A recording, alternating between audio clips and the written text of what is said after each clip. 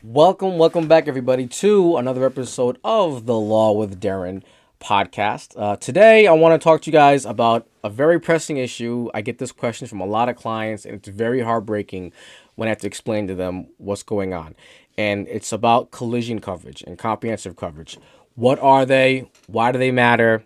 And why do people tend to, forego the coverage because they're trying to get the cheapest premium? So, to help me out today, I've pulled up a little source here. This is just a typical Geico Rhode Island family automobile insurance policy. And what I want to show you guys is the section on collision and comprehensive coverage. So, let's fast forward here. Okay. So, you'll see that collision coverage is actually defined in the policy. Let me show you here. As collision means loss caused by upset of the covered auto, or its collision with another object. Interesting. So really, an object can be anything, including an attached vehicle.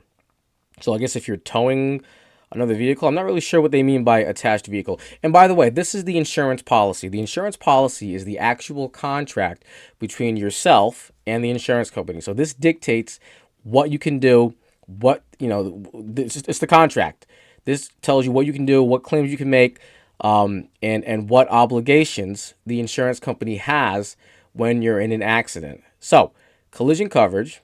Now, exactly what is it? So, I'm going to start with collision coverage, which is the top coverage.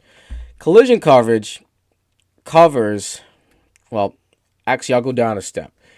I'm going to talk about comprehensive coverage, which is different because all collision coverage that I've seen, and you want to read your policy, includes comprehensive. So comprehensive is like the base level package, like the silver package as we'll call it, and collision is the gold package, right? So comprehensive coverage, and this is interesting.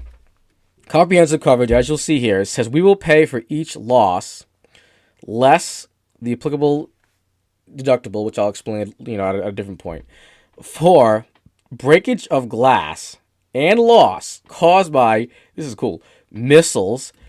I don't anticipate being around missiles. Falling objects. So I guess if you're driving under a bridge, right? And a brick, which happens all the time. People die from this too. It's really, really sad. But like a piece of like slab of concrete or a rock falls down, hits the car. Comprehensive coverage will cover that. Fire, lightning, theft. That's a big one. So if someone steals your car, comprehensive coverage, and they crash it, because as they tend to do when fleeing from police, the comprehensive coverage will cover that. Larceny, explosion. Again, I'm not really sure how you can have an explosion without fire, but okay. Earthquake. So I guess if there's an earthquake in your car, the suspension breaks somehow, you're covered. Colliding with a bird or animal, good for people who live out in the woods, as deer and moose, if you're in other parts of the country, will kill you.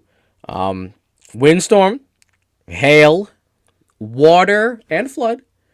So if your car is submerged in a flood, the comprehensive coverage will cover you for that. Malicious mischief. Not sure what that means. Malicious mischief. Maybe the car was, used in a prank by some teenagers, but that would be under theft. So I'm not sure what that means. Maybe I'll do some research and try to figure out. Vandalism. If your car is vandalized, so if you're out, one night and you come back and someone decides, hey, this is a good car for me to go, key up a little bit because I just want to do it. Or, riots, that was next. Or civil commotion. So, we all know with the rioting after COVID, with Black Lives Matter and January 6th and also the crazy vaccine stuff, people were rioting and they were messing up cars. It happened in Providence. So if your car is damaged by a riot, you're good. So great coverage to have. So those are the covered parts of comprehensive. Collision takes it a step higher because what you'll see here is that the collision coverage mentioned everything except for an accident. So if your car is in an accident, collision coverage will come in and will pay for if your car is in an accident, regardless of who's at fault. Now, that's the key.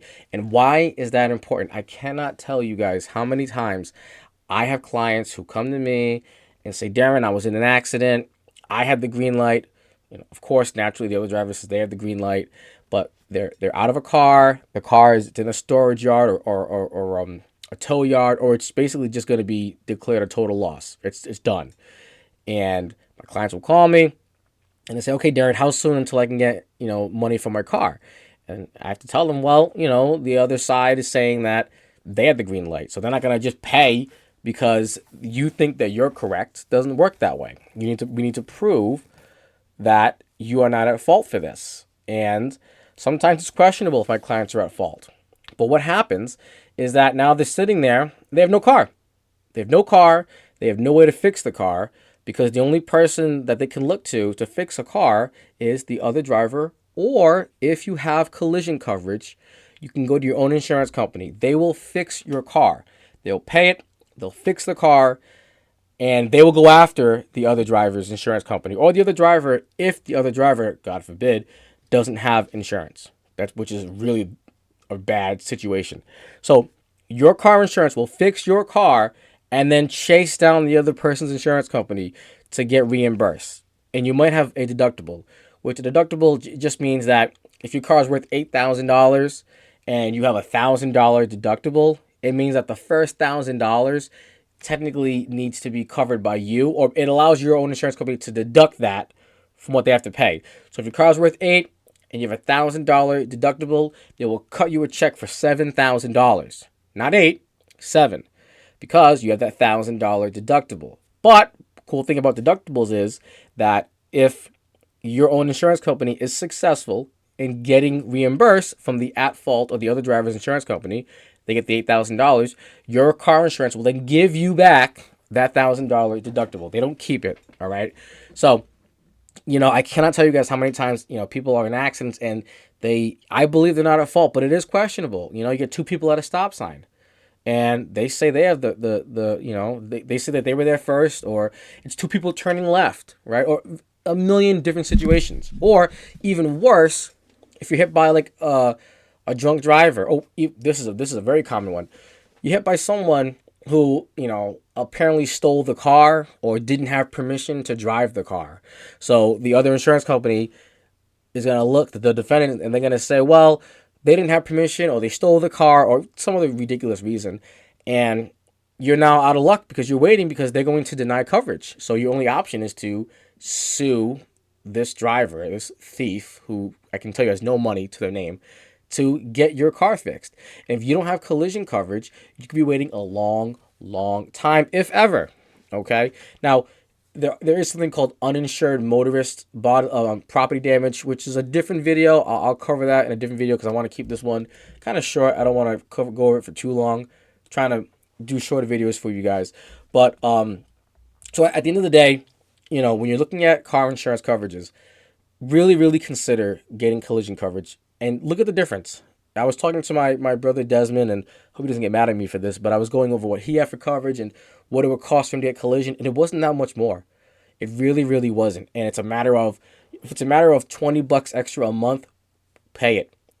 I cannot stress you, because if you're driving a $10,000 car or $20,000 or $30,000 car and you're in an accident and it's questionable who's at fault and you don't have collision coverage, you could be waiting a while the two insurance companies figure out who's at fault, and you do not want that. All right.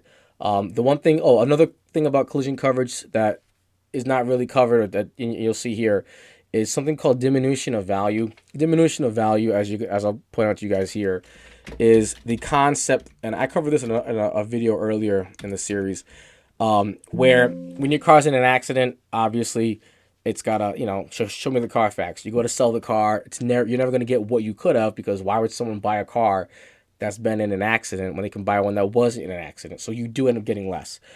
You can make that claim for the diminished value of your car against the person who hurt you, but as you'll see here in this section 6 for physical damages, what they do not cover, diminished value. They're smart enough. Yes, he says we do not cover loss to your owned auto or any non-auto due to diminution in value. They can do that because this is the contract that you signed and you agreed to. You don't like it? Go shop somewhere else. Go talk to Allstate or Liberty Mutual. No, don't talk to them.